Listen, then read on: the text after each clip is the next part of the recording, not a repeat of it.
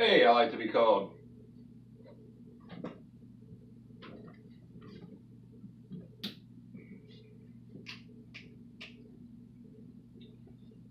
As I was saying, I like to be called Halel because that's the name my father gave me, and that's why I like to be called Halel. It's the name, like I said, I get to the name Halel. My father gave me that name, and it means a lot of things actually, but I don't want to talk about my name, so I don't even know why I started talking about my name. But I guess if you wanted to call me something, you call me a Halel because that's what my father calls me. And speaking of religion, I wanted to speak of I want to start this off with a story. Once upon a time, there was this creation, and it was called Earth, and it was filled with human beings who were smart enough to know right from wrong without law books or religious books or educational books to tell them. They were just smart enough to know right from wrong. And my humor isn't for everybody, by the way. My humor is, actually, if you don't find my humor funny, I don't fucking care because I think it's hilarious. So anyway, when the earth was created by whoever it was, angels, gods, whoever created the earth, it was created for, you can read the Bible. It says that God was talking to Adam and Eve. So I'm just trying to figure out the concept of where if God can talk to me, why do I need to go to church and listen to some stranger tell me about my father? How does he know my father better than I do? That's what I want to know. How can you know he's my father, right? Okay, so why would I pay you to tell me about my dad? Because that's exactly what religion is. Somehow you know my father better than I do. I'm just saying. It's weird. We need to lighten up, okay? We need to laugh at ourselves. And I need to laugh at myself. You need to laugh at yourselves. We need to quit being, taking ourselves so seriously. So I'm going to talk a hell of a lot of shit about the United States now that I got that out of the way. Let's take the religion in the United States. The most main religion, Christianity. I've got just two main problems. I could go on and on and on forever about it, but everybody will be hating me by the time I'm done. But I got two problems mainly with the religion. First of all, it was an Israelite with the name Jesus. The name Jesus comes from Jesus. And if the story took place in Mexico, I might be on board a little bit with it. Okay? But it's really hard to jump on board with a story that makes no sense because there's a 0.00% chance that there's any Israelites, especially 2,000 years ago, named Jesus. They would not know that name. They would laugh at you. They would be like, what? Jesus? There is no Mexicans here. No, sir. Only Israelites with Israelite names. But, the second part is, just pray this dead man spirit into your heart. What? You want me to pray this dead Mexican Israelite into my heart? Okay, that seems like a bad idea. And if you notice the stats of heart disease in this country, not good. Not good at all. You might want to rethink religion just a little bit. And let me throw this out there to you too, because I'm not anti-God. I actually love God. I just hate the fact that everybody seems to know Him and His name better than I do. And it seems funny because in Judges it talks about the angel of the Lord says, why do you ask my name? It is beyond understanding. So not even the Lord is like, here, this is my name. You're going to all understand it. He says, why do you ask my name? No one can ever understand it. So how does everybody somehow now know His name? understand it enough to teach everybody else about his name,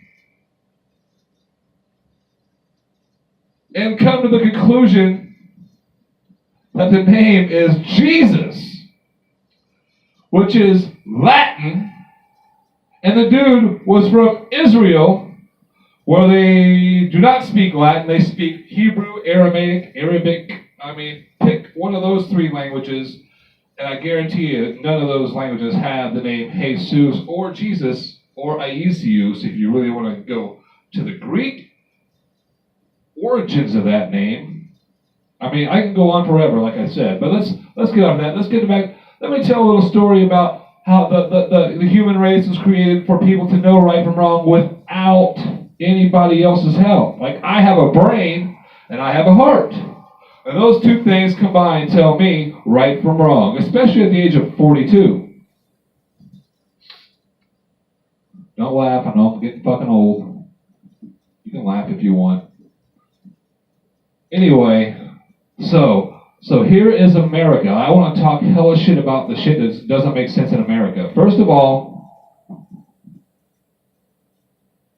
I still want to talk about the human race a little bit, but I'll get back to it. First of all,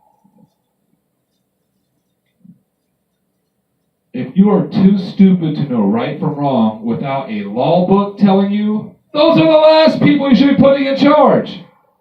The hypocritical liars, the ones that are hypocritical and they lie, the ones that are the hypocritical liars. Does anybody know the ones that were voting into office? The ones that have the position of power? The ones that we put in charge of us? The ones that say that 7-year-olds in Delaware in the year 1880 is a good age for them to be able to consent to having sex? Those are the lawmakers. 100 years before I walked the earth, 7-year-olds could give consent legally in Delaware, in the United States. The oldest age was 12 in 1880. That was the seniors. The 12-year-olds were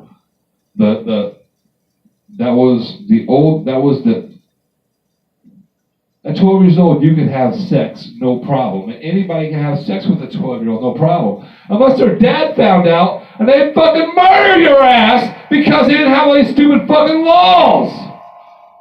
If you fuck with my 12-year-old daughter, I should be able to kill your fucking ass. Okay? 7 years old to 12, that's mine. You don't fuck with that, okay? It's not ready yet. But our laws, we can't do that. And now the laws say, 16, 17, or 18, I don't even know really. But it's strange that out of all the races on the planet, the ants, the bees, the aardvarks, the mooses, and the tigers, they all know when to have sex, with the human race, which is supposedly the top of the food chain, somehow needs to be told when to be attracted to the opposite sex. And yes, I said the opposite sex because I think some of us need to be told when to be attracted to the opposite sex. And take that how you will. I don't really care. I can understand why women are attracted to women because women are beautiful. I cannot see why a man would be attracted to another man. That's just disgusting to me. Because I know how much of a disgusting pig I am and how I think. I know how I think, man, so you're not going to fool me. Anyway, so we put the people in charge, the people that aren't smart enough to know right from wrong, without a law book, we put them in charge, okay? We give them a gun to say, I know you're not smart enough to know right from wrong without a book telling you. However, here's your gun. Go get him. Go get him, Tiger. And what do you think God thinks about the human cage system stuff? I mean, did you see the pictures of Germany doing it? When Germany throws people in cages, it's so wrong. But when the Americans do it, somehow it's cool. It's like we're serving and protecting people from crime. Okay, so the hypocritical liars are in charge. But they need books to tell them right from wrong. However, they're the servants, the protectors. When did God become so weak that he couldn't serve and protect us? I mean, didn't he? What do we need? Let's think. What do we need on earth? We need food and we need water. Okay? That's pretty much it. We need food and we need water. I'm not saying that the other stuff isn't nice. All I'm saying is, what do we really need? Because if we die, we go right back to God. Hopefully. I mean, that's what I think we're hoping for. However, I'm going to think that when you're standing in front of the Father and you're responsible for killing or caging your brothers and sisters, and when you enforcing a law that says thou shalt not murder, and just in case you need to murder somebody, you got a gun right up there on your hip. Just in case you need to murder somebody. I mean, it's illegal, and you're enforcing that law. I mean, it's a little bit hypocritical, probably. And it's also hypocritical to say that in the Constitution of the United States, one of the amendments say you cannot make a law saying that I cannot bear arms. And then there's all kinds of laws saying I cannot bear arms.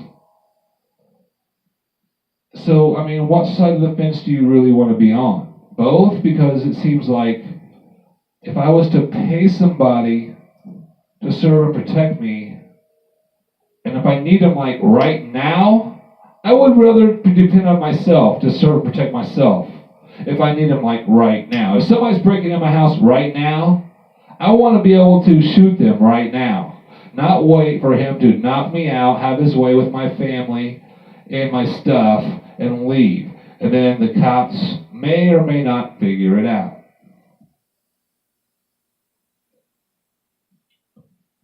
Just saying, it'd be nice if I could have a gun. I don't even want a gun, because like I said, when I die, it's time for me to go, and I'm comfortable. I'm comfortable where I'm going. I'm comfortable. I've seen visions of what this life does not have to offer me. I mean, and it's, I'm going to have to make a second part to this, because I really want to get in deep to this next subject. Women, oh, you're going to love me when I talk about women, and American women at that. So stay tuned for part 2.